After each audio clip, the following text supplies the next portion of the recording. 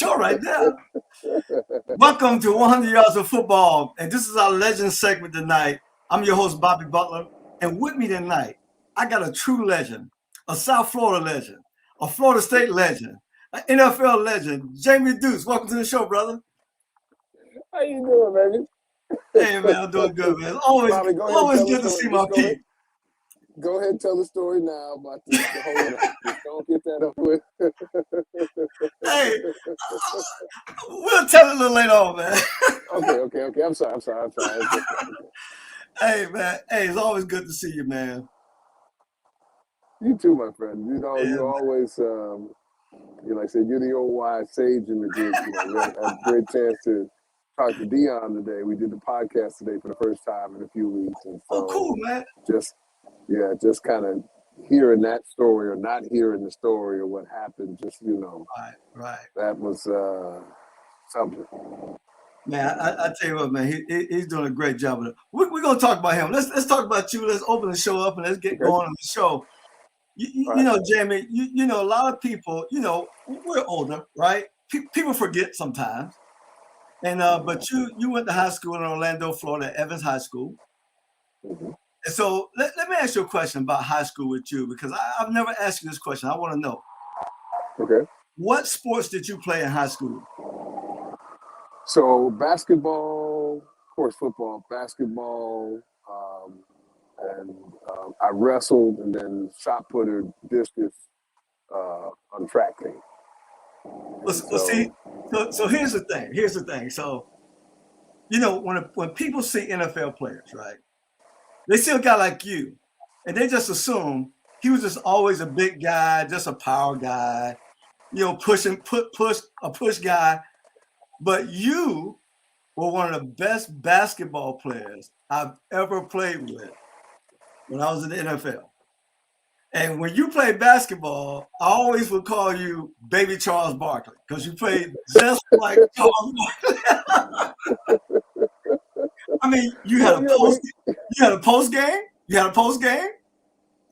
and you had a perimeter game. You can shoot the three. You know, a lot of big men didn't have that skill back in the day. But for me, it was that was my training. My and you could see where it would translate, whether it be footwork, right, just conditioning in general, because like I was a hustler, right, I wasn't Chris Hinton, and I didn't have that power, and right. Mike Ken was just one of the most amazing linemen to ever play the game that nobody will ever talk about because he played on a losing franchise. So I didn't have that kind of athletic ability, but I could hustle. Right. And so the basketball conditioning, running with you guys all the time, that's what kind of helped keep me in shape so I can keep coming and keep coming and keep coming. Man, I mean, it's a beautiful thing, man. And so a lot of people wouldn't know that about you, right? They'll look at you, 6'2", almost 300 pounds. What did you weigh your rookie year? About 280, something like that? 285. I played anywhere from 285 to, depending on the trends, 285, 295, 305, just depend on what was in vogue at the time with the linemen. Exactly. Yeah. Man, that's powerful, man. So so you're a great athlete. Now, one of the things that when I look at the game now, Jamie, and I don't know how you feel about it, all of us had the opportunity of playing multiple sports in high school. I played football, basketball, ran track, and I even dove on the swim team, right? So for you, looking back, did basketball, did throwing the shot, did wrestling help your football game? I think they all did. Think about it. Wrestling was balance. Wrestling is leverage. Again, shot put is all about footwork. It's all about, it was the same mechanics of footwork, but it's the discipline of footwork. Right. And then basketball was lateral movement, as I mentioned earlier, conditioning, all the other things, flexibility, even in the hips. I couldn't go, I did go by you because you just didn't want to get in the way of when I made my move. You didn't want to get in the way of 300 pounds going, that it wasn't worth, it was a criticism. It wasn't worth that. Absolutely, right. To get in the way of 280, 95, moving in one direction, exactly. at the sleep speed of 2/3 of light, maybe. You got that right, man. But yeah, ladies and gentlemen, he was an outstanding athlete, and One of the things that I always admired about him that, you know, he can do things other than just snap a football. So listen, man, so you go to Florida State. For you, okay, I'm quite sure everybody in the state was recruiting you. I'm quite sure Miami recruited you. Quite sure Florida recruited you. Why Florida State? My mama, she liked Bobby. You know, Bobby was a preacher. Oh, yes, sir. And his faith, you know, that played a role. You know, I wanted to go to Georgia, honestly, to play, you know, because Herschel was there. Right, exactly. So I wanted to go block for Herschel. Right. But Athens is hard to get to. That's right. And so my mom stepped in and said, well, we won't be able to get there, so I'd rather you go to Florida State. And that was the end of that. You know, I love Coach Bowden too. But Herschel was Herschel, you know, at that time. You know, and it was the biggest show going, you know. Absolutely. Georgia, you know, I wasn't thinking Atlanta was, you know, I was thinking Athens. Atlanta, I didn't realize that's a jump from Atlanta and then to Athens. And then to Athens. That's a whole another half-day travel. That's right. You know? That's right. That's right. That's right. So, but that was really, it was just that clean. You know, my mom liked Vince Dooley, of course, too, but it was something about Coach Bowden. You know, Robert. You know, she referred to him as Robert. Hey, Robert Kleckler Bowden was a special man. Ain't no doubt about that. You know, I remember my first visit to see him, man. I was convinced the first visit. And Jamie, I never went on an official visit. Like, I never went to a game. I never got the locker room or speech. I never experienced that. My parents drove me up there after we lost the high school state championship game. I met with Coach Bowden the next morning about 8 o'clock in the morning. And after that little bit of time in that office, I came out. My mind was made up. I was done. I was ready. Wow. I was ready to go. It was just like, and you know, it was something with me, and of course it was with your mom as well.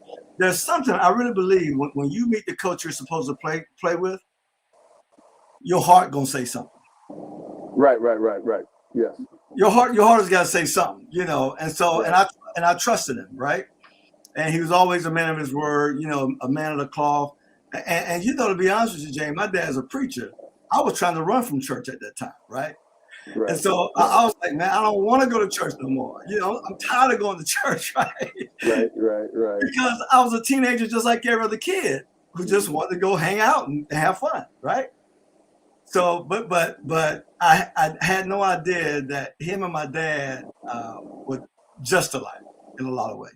Just alike in a lot of ways. So you go to FSU, man, and you really showed up day one. I mean, you were in 1982. You were a Football News freshman, first team All-American. Every year you were in college, you were on some All-American team, right? And so then you get to your senior year, you're Walter Camp first team All-American. You're Football Writers Association first team All-American. You're Associated Press second team All-American. United Press International second team Football News. You made all those teams. And then in April came the draft. What happened, you think, in the draft in 1986 with you? It was the hype. There was no question about it. You know how God works too. Right. You know, if I'd have been highly drafted, who knows? You know, I might have been too much. You know how that works. I know how it works. I'm not second guessing nothing. You know how God works in that scenario. However, it was the fact that when they measured me out, they measured me out at the time at 5'11" and 7/8. What? And they did that. They pushed you back against the wall. You know. Right. I mean, I was always 6 foot and some change, whatever. Right. So, many of the scouts said, "Hey, dude, you know, we want to sign you." But at that time, remember the Dallas Cowboys. They were the first ones to really bring analytics to the game. They bought the 40-yard dash, and they bought the importance of, you know. And so, but also what there is that they created a structure for linemen. Right. 6'3" or higher for center. Right. 6'4" or higher for guard. 6'5" or higher for tackle. And that was their formula. It didn't say it had to be that way. And they've had to bring it. They didn't want 6. You know. But the point of it was at that time I was caught in that bubble. Right. And so I had about 12 or 13 teams or so, something like that, try to sign me as a free agent. They just said they couldn't draft me, you know. Wow. And so that's really kind of how that played itself out. But it worked out perfectly because as much as I didn't want to hear it, Wayne McDuffie, who was the coach at the time, and said anything drafted. Remember, there were 12 rounds when you were drafted and I was drafted. That's right. But anything after the 7th round, it was just more of a crapshoot. So, right, exactly. The silver lining was you get an opportunity to pick and choose where you would want to go. And so I had just happened to have seen the year before, I guess that year, John Scully. So I played guard. John Scully, I think Gerald or William Anderson ran into the back of John, and somehow he had one of those Theismann type compound fractures. Right. So I saw that, and I remembered that, and I said, well, shoot, I can go to Atlanta and make that team, maybe. So I got to pick and choose. And little did I know that Scully was coming back. And when I saw, there was no way he was coming back. There's no way he coming back. But he came back, and Scully was a great guy, So, and at that point, they just I was there, played guard, but then Jim Hannafin said, I'm going to move you to center. And that's kind of how that all started. Exactly. Well, it's amazing because when you came, man, it was like perfect time. Van Note was at the end of his career. You played 1 year with Jeff, right? I did, yep. Yeah, 1 year. Yep. 1 year. He was an amazing dude. Him and William Andrew, man, it was so good. It was so great, just from a young whippersnapper, so to speak, young buck to have that kind of wisdom there. He called me Young Jamal. But he, the one thing about it, he and Mike Ken and John and all those guys, Keywell, they were all free with information. They were good guys. Yeah, and I was the outsider because Larry Becker was the line coach at the time. Right. And he had coached everybody in camp but one player, me. Even Andy Upchurch, I don't know how he coached him somewhere, but they had history. Right. And so once I got in and found that out, I was like, okay, it's going to be interesting. But, Exactly. But you came in, Jamie, you fit right in. You came in and you went to work. You went to work, you got that personality where, you knew you could compete. That's why you chose to come to Atlanta in the first place. You knew you had an opportunity, and you came in and you made it happen. 1986 was a special year. I'm gonna tell you something, Jamie. My rookie year we were 7-9. My second year we were 5-2 after the strike, and then we ended up 5-6. So we had another losing year. And then in 83, we had a losing year. And I got to the point, man, I just couldn't take it no more. So I should tell everybody, I've been in the locker room talking crap, right? Y'all need to draft some guys from Florida State. I was the only guy I said, we know how to win. Y'all just need to draft guys from FSU and the rest will be history. And then you came in. And then after you came in, we just started adding pieces to the puzzle. And then in 1991, we're going to get to that year. I think we had about 4 or 5 FSU guys on the team. We won 11 ball games, bro. And so that was special. So listen, man, before I jump into the league stuff, deep in there, you had a great career at FSU. And you also in 1991 was inducted into the FSU Hall of Fame. How was that for you, man? It was special, it's just it's so funny, man. And I'm at odds with Florida State right now. I just got to tell you, because the head coach of Florida State Seminoles is in Jackson, Mississippi, but that's a whole nother story. but it's just something special about Florida State to me. It's always been. I've never been able to. It's crazy as this sounds, but I've never been able to watch Florida State play a game. My nerves. Now I can watch the Falcons play. I can watch anybody else play. James about killed me, but I could watch that because I was invited. So I had to stay and watch. I just couldn't watch it. I couldn't watch it because it's something special about Florida State, Absolutely. And I'm talking about even I was struggling to watch them play Wake Forest, teams I knew we were gonna beat. I just couldn't watch it. Yeah. So Florida State has just always been very special to me. Absolutely. And it was one of the best decisions that I've ever made Oh, no doubt. And just I don't know. I don't even have the words to describe. Just that whole thing. My brother graduated from Florida State. My daughter graduated from Florida State. Wow, that's big, man. Yeah. I couldn't get none of my knuckleheads to go, man. I tried hard. Man. I'm telling you, I tried so hard. So listen, man, I never forget one. When you were young in the league, we had this conversation, and as an undrafted free agent, Jamie was still making more money than anybody he knew. True. And so I was making more elsewhere, but I'm gonna leave that alone. leave that alone. So Jamie said to me one night, he said, "Man, I'll never hold out for training camp." He said, "Where else can I make this kind of money?" What? And I looked at him. I said, "Jamie," I said, "You mean to tell me if you're a Pro Bowler and you're all world, you're the best lineman on the team, and Bill Frelick is making X amount of money, and you're gonna settle for what you're making now?" And you said, "I'll never hold out. I'll never hold out." Ladies and gentlemen, hey, his next contract, he was holding out. Oh my God. He was so adamant that he would never hold out for more money, right? But you know what though, Bobby? But it was such. The reason I go back to that story is because it was such a. It was a revelation point for me. Mm-hmm. In understanding, one, in your youth, Mm-hmm. you have one set of knowledge, sage, wise wisdom, Right. Mm-hmm. and so, and I still get reinforcement on that. We're preachers, so we all kind of pig-headed that way, but there's a constant reinforcement there that one, you don't know everything. That's right. And two, sometimes you still need to listen. And that's why I always tease you about that story, because it was a lesson taught to me, Right. About there's places you gotta go that you gotta let wisdom lead you. That's right. And let wisdom provide and pour into you. As That's smart right. as you are. That's right. As smart as you are, you gotta let wisdom pour into you. So that's the reason why that story is always been so important. Well, I tell you what, man, I don't care how old you are. I'm 62 years old. I'm still learning things. Right? Yeah, but you look good though, man. Well, I appreciate it.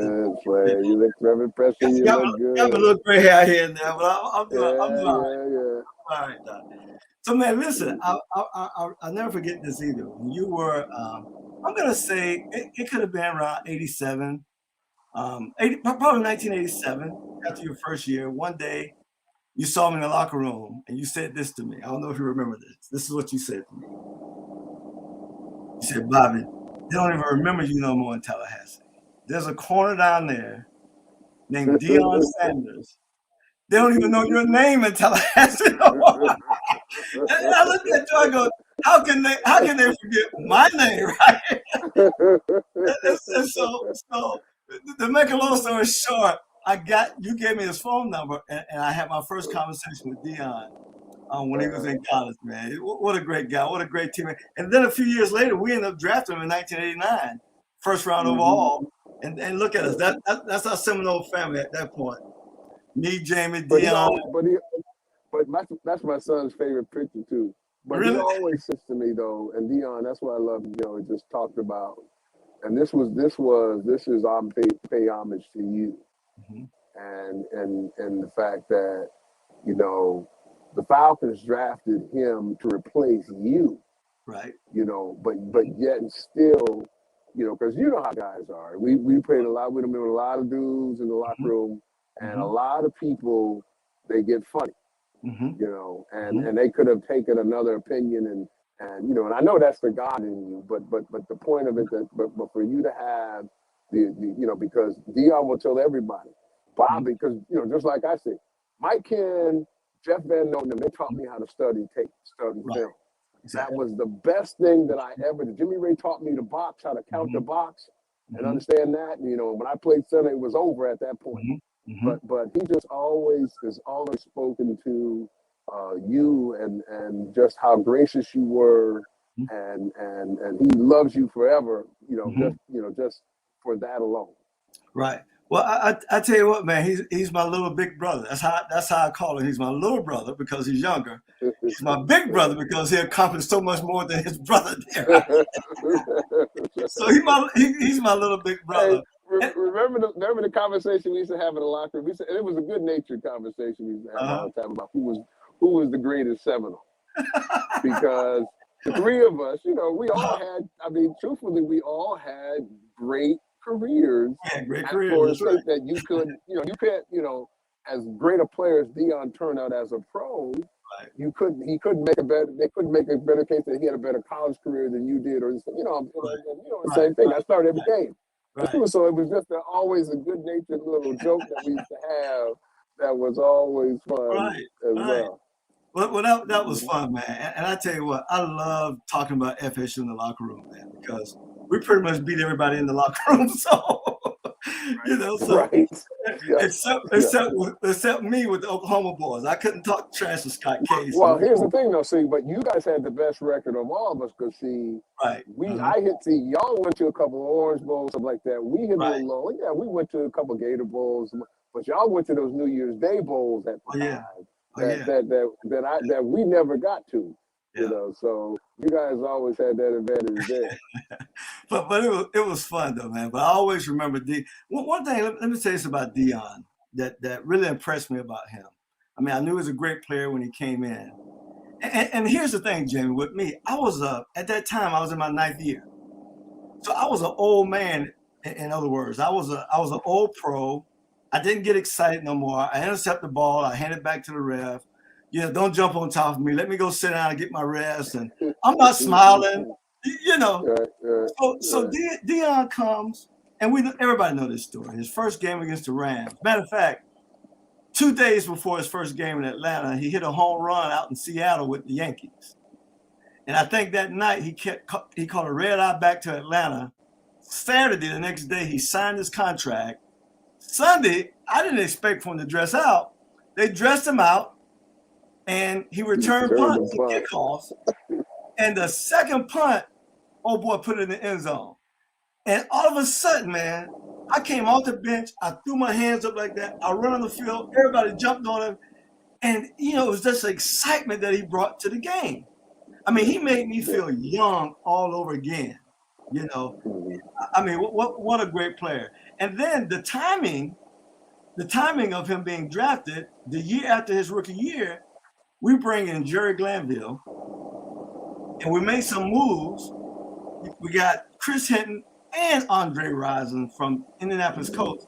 I'm still trying to figure that one out, Jamie. How can you let Chris Hinton and Andre Rison get away? And it was money at the time. Remember, money was money.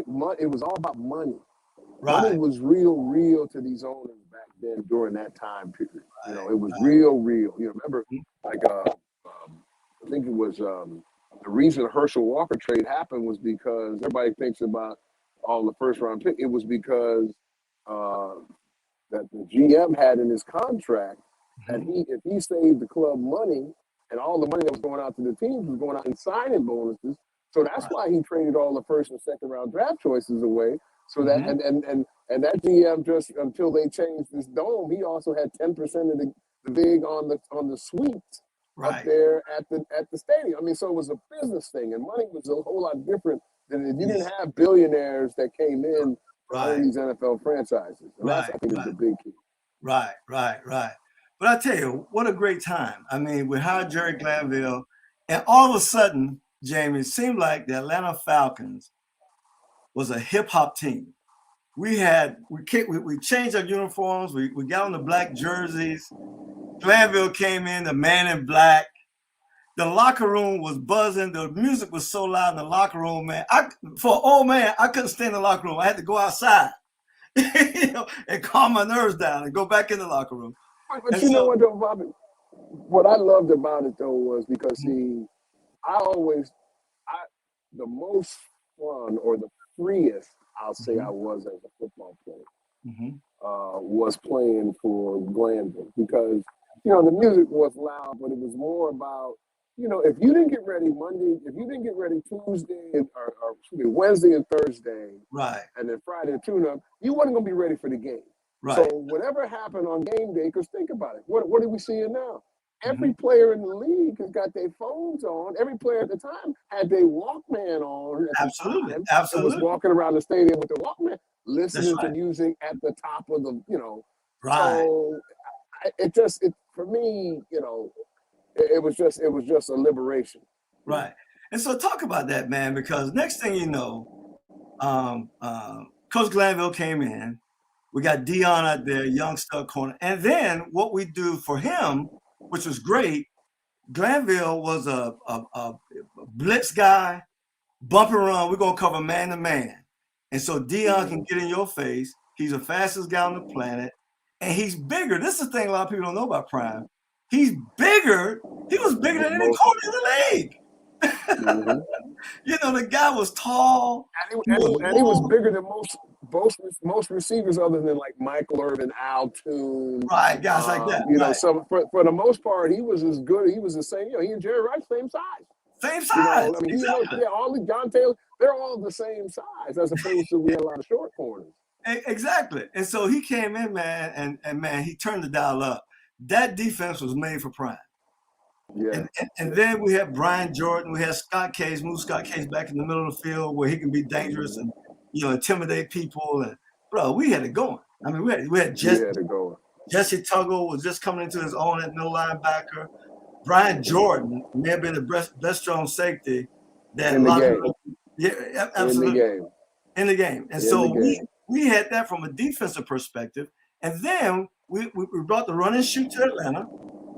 We drafted Chris Miller. We had Andre Rison, Drew Hill, Mike Haynes, Sean Collins the first year. Yeah. And then we traded for Mike Rozier. He came to town, right? And so I mean, and then we had you snapping the ball. We had Houston Hoover. Yeah, I was a runner. I was the runner of the litter. I had 5 first-round draft choices while I was there. You can't get no better than that. Fralick, Ken. That's right. That's right. Hinton. That's right. Okay. Hoover, Agar. That's right. So we were always loaded. We drafted Lincoln Kennedy and Bob Whitfield after that later on. That's right. We sure did. That's right. Yeah, first rounders. So all first rounders. So it was easy for me to look good. I just make sure I direct everybody where they're supposed to go. But Jamie, you came along in that time where centers started to get more responsibility, right? I mean, at one time the quarterback would come to the line, and he's going to call out the blocking schemes. He's going to call everything, all kind of checks, and then all of a sudden the centers start to give you that responsibility. So you were a strong lead on the team. You were calling out blocking assignments on the line, and you did it so well. I mean, you played intelligent as well as tough and physical. Talk about some of that in the line play as far as, and playing with Mike Ken and Chris Hinton, the 2 bookends, right? I mean, just talk about that unit for a second, if you can. Well, the thing about it was really just I liken it now, and it's so funny. I didn't pay it nearly as attention until people that work with me, work for me, whatever, recognize the trait of a center. Right. And that he is the quarterback of the line, if you would. Right. And then my responsibilities with Chris being a younger quarterback was to make sure he's comfortable. So. I basically took over all of the hey, Chris, you got him. I can't block him. So now he always knows who he has. So now he can drop back, survey. If he sees 27 fire off the corner, he knows that's his because he can't be picked up. Right. He sees that I might kick the coverage, kick the protection the other way. And so, it was really a blessing because, like I said, having great players trust you. You had to earn Mike Cannon's trust. Oh, absolutely. From that standpoint, you had to earn Scully and those guys. You had to earn their trust, that you could perform. And, they saw the athletic ability piece of it, but to know that I was always going to put us in the best interest.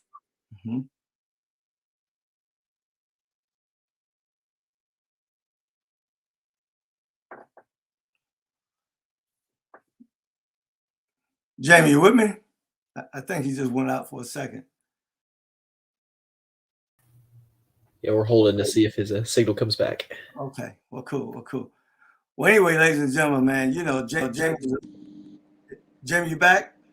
Can you hear me? Yeah, I got you. I got you now. Yeah, so that a phone call came in, so that's what does that. Oh, that kind of messed up. Okay, Yeah. well, good. Yeah, so we can pick up. He can cut that. Well, okay. Well, so you man, you had a great career, man, in Atlanta, and in 1993 was the last year you played in Atlanta, correct? Yes. And then after that, you signed a 1-year deal during free agency period with the Green Bay Packers. Now, out of why Green Bay? What was that about? Was Brett Favre up there? Well, it was opportunity. There was the Redskins, and like I said, go back when you're in year 9. Not a lot of places to go. Some places to go, but not a lot of takers, per se. And so the Packer opportunity opened up, and it was great. It wasn't just about Brett. It was, the Packers were were the team at the time. Absolutely. And then obviously, I had a lot of friends. Reggie White's on the team, Sean Jones. Eric Dabber. I know Leroy Butler's up there. Leroy Butler, right? Oh, come on, he's running the team. Running the team up there. Wow. So it was, it was kind of home. That kind of thing. And Sterling was up there. We were friends for years. Prior to. So it was a great opportunity. And then for me, having that chance to go and play football, where let's face it, Atlanta, they don't have tradition. Right. That's right. The Green Bay Packers have tradition. They got tradition. Pittsburgh Steelers have tradition. Tradition, right. Exactly. Even at that time, the Patriots didn't have tradition. They got it now. They got it now, but they didn't have tradition. Right. So that was just an amazing experience, being able to just that whole Curly Lambeau, that just was, hey, I got a little history lesson there. Oh, absolutely. But it was 59 below before I left. Hey, it's a tough place to play, but hey, listen though, Jamie, listen. We can say what we want to say. We're Florida boys. We can say what we want to say about the cold, but winning supersedes the cold. Yeah, sure. If you can win, you're having fun. You're having fun, right?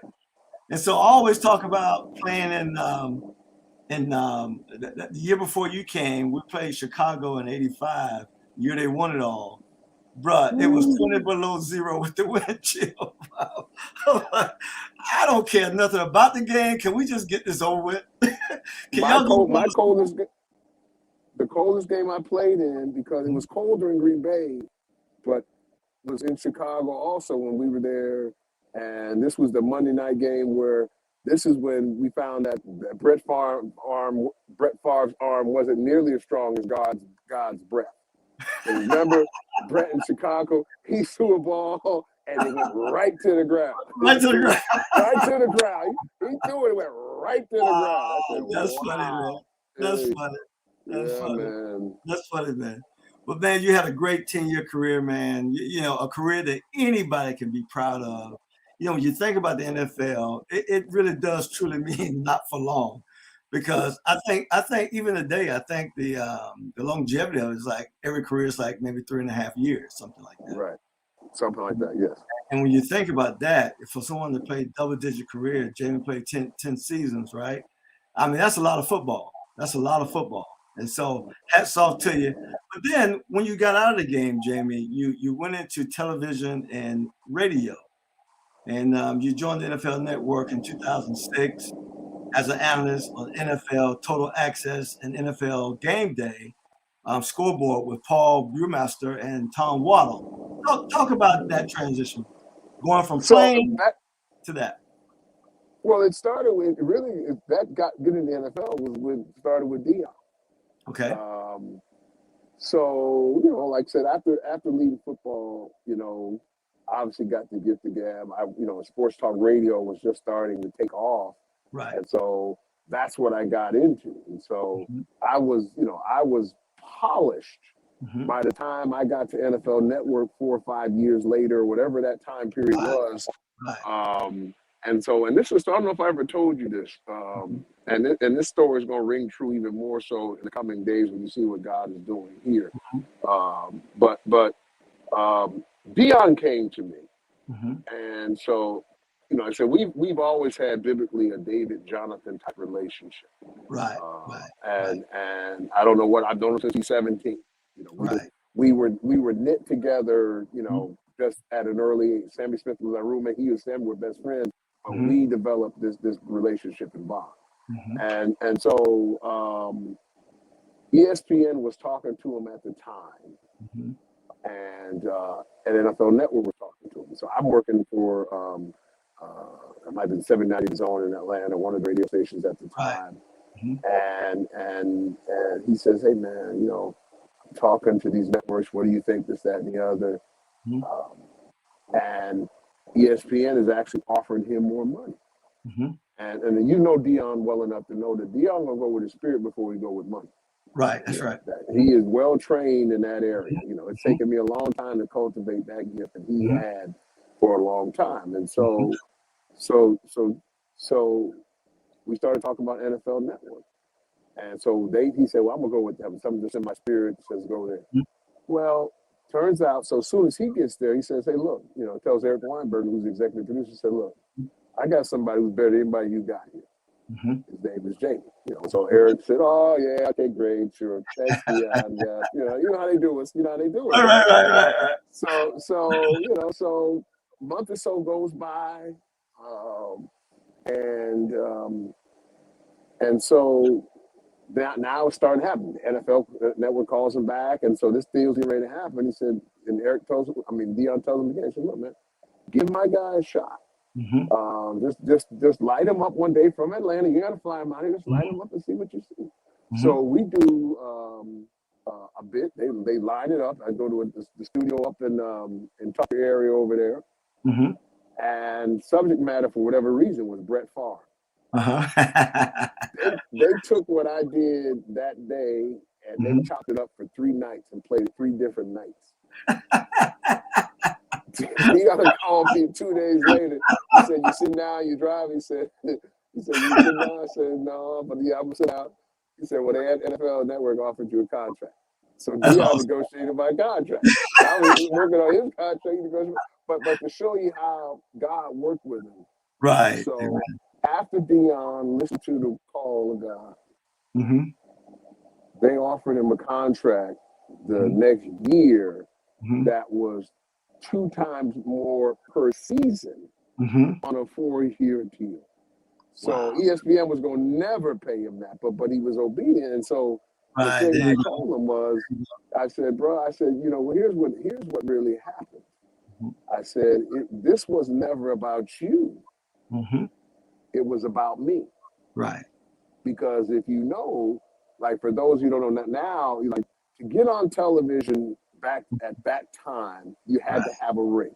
The only people that didn't have a ring that were on television when I first got there was Lomas Brown and one other, and then Cordell was there, but Cordell was playing still at the time. But short of that, those are the only people on television that didn't have a championship ring. Wow.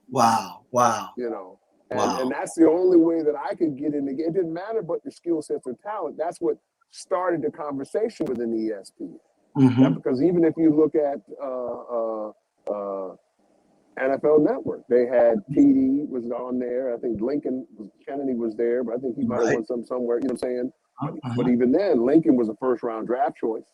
So those are the 2 things that kind of work with you: high-round draft choice or this, that, and the other. So, but that was that. True story. Man, that's cool, man. That's cool. And man, you know, man. I mean, you've always been articulate. You've always been someone who was knowledgeable. When we talked about studying the game, you knew the game, and you can't get up this talking if you don't know the game, right? And so you've always been that guy. And and on top of all that, when we talked about the responsibilities that you were given with an all-pro line, right? All these first rounders, you were given the responsibility. So you were intelligent enough to do it, and of course, you understand and know the game. And so there hasn't never been a better mouthpiece concerning the game than you, Jamie. I'm just telling you right now. And for me, you know, I'm old Papa back home. I'm proud of all my brothers, man. Right? I'm rooting them on, man. And I'm talking trash back home. You see my boys, my FSU boys. You know, we do our thing, right? Because we do bring fire now. We do bring fire. There it is. There it is. No doubt about it, man. Well, man, you know, let me ask you this for the people who are going to be listening. This show, a lot of young kids and a lot of parents who kids are playing ball, who are dreaming to make it big one day, even get a scholarship or can play after college. You know, they watch this show from back in Delray Beach, where I come from. And so we got a strong Palm Beach County following, right? Bobby. So in a couple of months, I'm going to show you about Delray Beach. I'm going to write you down. All right. Real quiet. All right. Real quiet. You know, I'm not going to miss it. But it is Delray Beach. It's Delray Beach, right? It is Delray Beach. We'll have a conversation about it. That's right. So out of all that people see about you, Jamie, right? They've seen you play. They've seen you on, you know, on ESPN and heard you on the radio here in Atlanta for years. Tell me something that people don't know about Jamie. Ooh, wow. That's a good question. I'm pretty transparent. I mean, you can't help but see my faith, and you know, I'm not a bang you over the table with faith, but if you listen enough, you can't help but see the church in there somewhere. I don't know. I've always been a servant. And some things are changing there, but I don't know. That's a very good. Other than my entrepreneurial activities at Florida State, I'm not sure. Let me ask you this. Can you sing? A little bit. A little bit. I mean, you used to sing in the choir, right? I did. All right. So, other than just singing, you have any musical gifts? Or you play piano? You play bass guitar? I played the saxophone, and I love music. I mean, my favorite artist in the world is a guy by the name of Corey Henry, who's an organist, who's just amazing. Wow. That's my favorite instrument. Is the organ. I don't know why. I grew up in church, so I take that. You know. Right. So Bobby, I would have. Bobby, your dad was a preacher, but I promise you, I went to just as much church as you did, playing YPWW, all that. Nobody even knows what YPWW is. You know what I'm saying? Young people really working. I know. You know what I'm saying? I go back now. You know. So I went to Deuce made sure. You know. Now the husband dad was not in church. You know. Right. But mom was at the track. But there was no question. Wednesday night, yes, or Wednesday and Friday, something like that, and then Sunday, all day. Wow. So you're just like me. You're just like me. Absolutely. Well, look, man.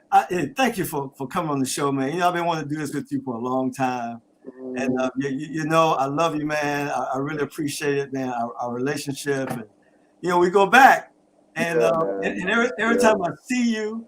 Every time I think about you, I do a smile. I start grinning. It's the same thing. I can even bust out in laughter if I think about this. But that was it. You know, same thing with Chubb. There were certain things. Alfonso Carrick, I was just talking to him the other day. Absolutely. You know, it's like I said, because the same thing with you. Now, there are other players former teammates that I don't. That doesn't come to my face. Right. But Minister Love, you were given that nickname by Prime for a reason, because you just Reverend Pressure. Reverend Pressure, but Minister Love, you know, you admit love, you know. Man, absolutely. But look, man, thank you for your time, man. God bless you, and we love you. Ladies and gentlemen, that's our show for tonight. We had the great. Hey, man, give my love. I will. And if you like the show, comment, share it with your friends. Tell them about us on 100 Yards of Football. And we just thank you, Jamie. Thank you again. Love you, brother. Love you too, my friend.